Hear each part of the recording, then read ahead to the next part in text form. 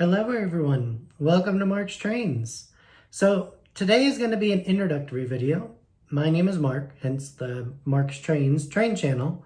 But today, let's talk trains. So what I wanted to do was just kind of explain what we have behind me. Basically, I don't have enough room to have a whole full layout. I don't have any type of unfinished basement that I can put it in. So with the pandemic, what we ended up doing was converting one of the guest bedrooms into an office. And so it's working out perfect. Not many people are coming over because of the pandemic. Not many people are traveling. We still have one guest bedroom in case we have anybody come over. But right now I'm going back to school. I'm studying a lot of science classes, and my wife, for her job, she's taken home a lot of work. This just works for both of us. And what I decided to do is just take up a little bit of the room. And basically what you see behind me is a 8-foot by 2-foot section. And I call it my display layout. And one of the things I like the most is line-out Postwar accessories. They give the most action. They're great to look at. And it's just something that's really enjoyable. So this is a good way for me to put them on display. Everything's all hooked up, so all I have to do is at a press of a button, I can start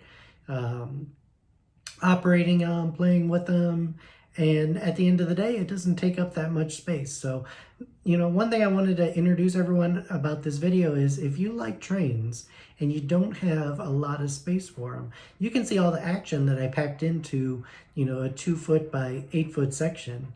And the nice thing is, it's a nice little display piece. The next thing that I want to do is I want to have a couple of train track displays above it.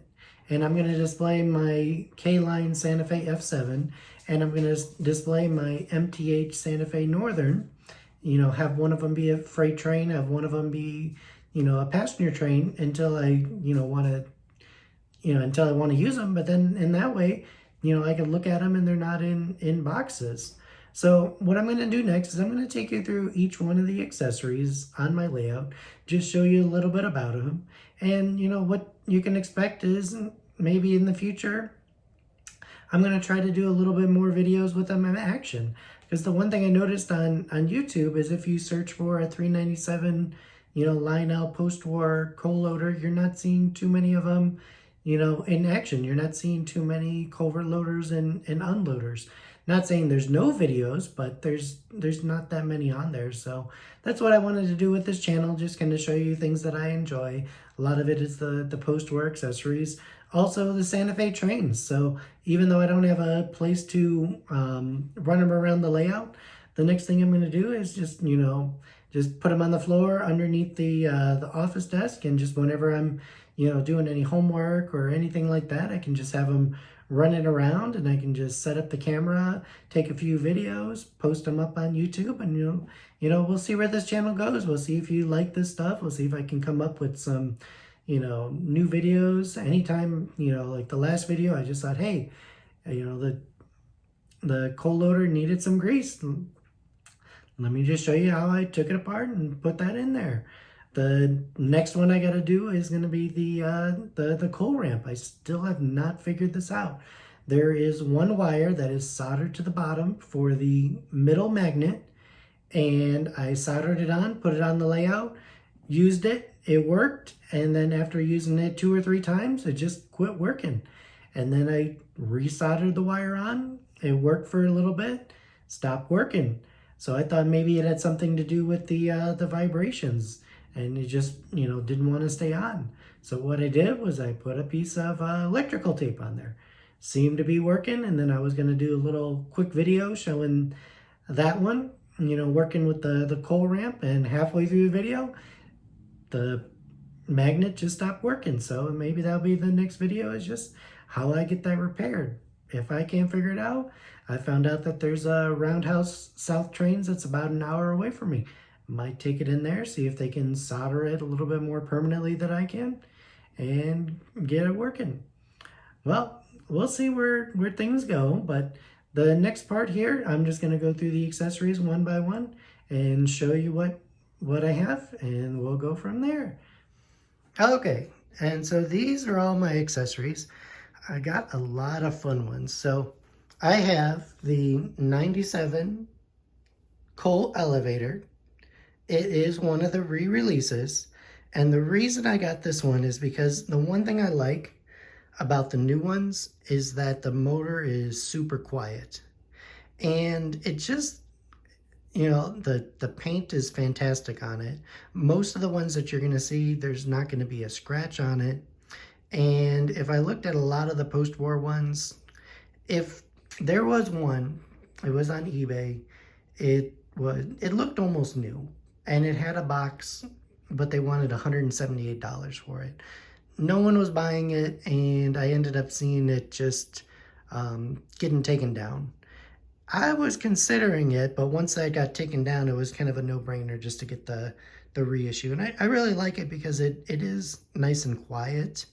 And that's and then the other thing is it looks really nice to be on display like this.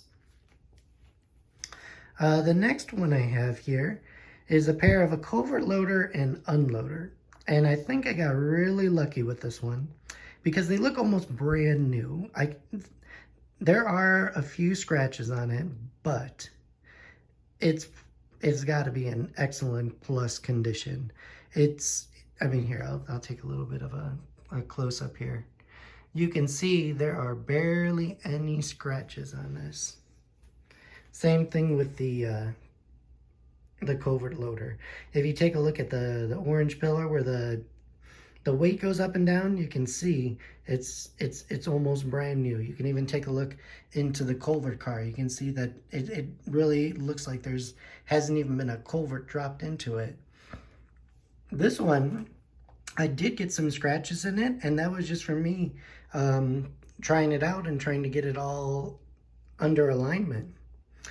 And now, you know, it has a few little scratches on it, but other than that, it's in excellent condition. And that's exactly what I wanted for a display like this.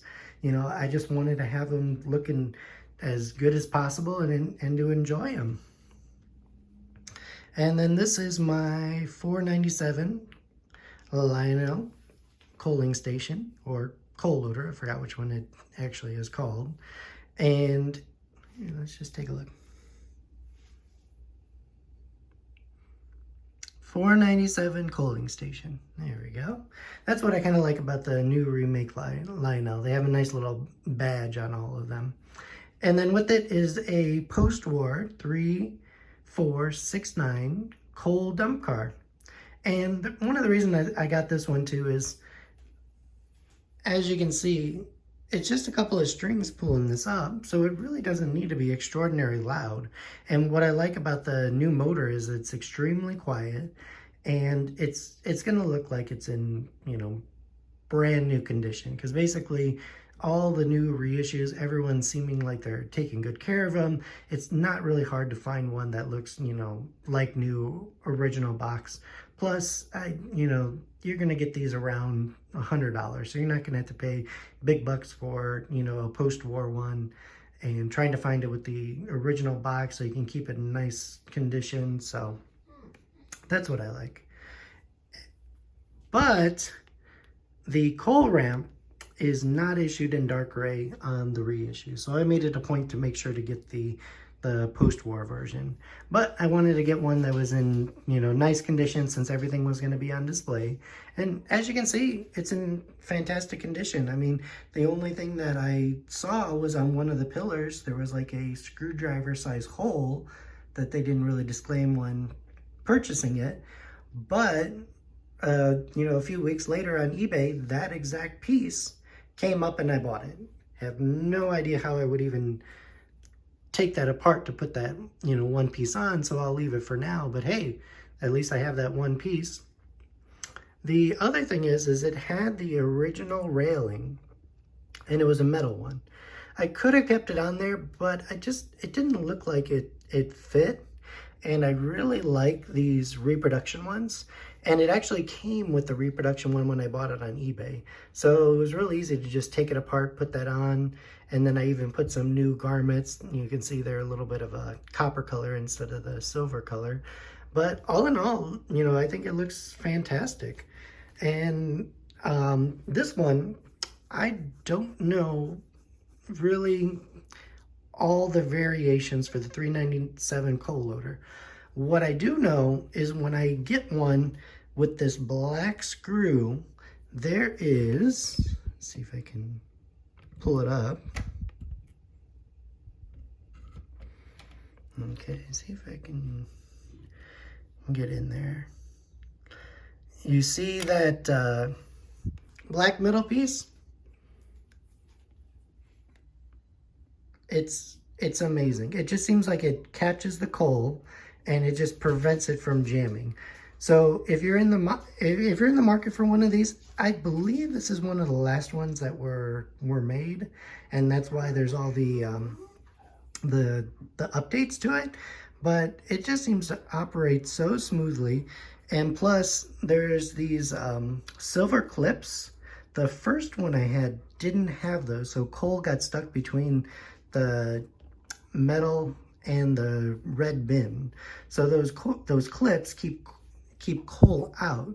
And so that's what I like about the one with the black screw. It just seems like it has a lot more to keep the coal from jamming. And as you can see in my previous videos, it just ran fantastically. So, you know, it's nice to have a little bit of a, you know, mix between the new accessories and the old accessories.